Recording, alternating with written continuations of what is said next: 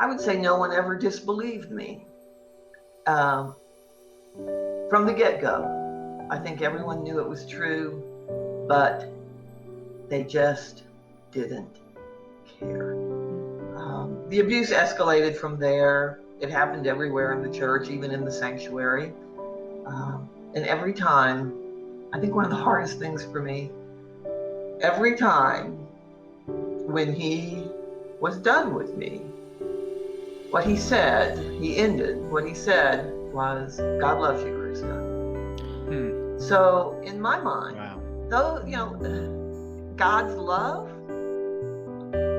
I can't hear talk about God's love because it is neurologically networked with rape and trauma. I was terrified I was going to hell. And the music minister told me I should never speak of it to anyone else. And many years later, I learned that actually the music minister knew about it even before I had broken down. He knew about it because the youth and education pastor had talked with him about it, told him that he was afraid someone had seen him with me. And the music minister had simply basically, done a Matthew 18 routine and told him go and sin no more. And meanwhile, then the abuse was allowed to escalate even more. That was just devastating for me to learn that he had actually known even sooner. Yeah.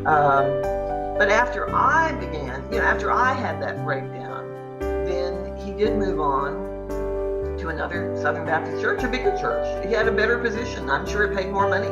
His career was illustrious. Continued. But the church, that I grew up in, my childhood church, gave him a big reception. Everyone brought their best casseroles. The senior pastor preached from the pulpit about what a great man of God he was and how we had all been so fortunate and blessed to have him.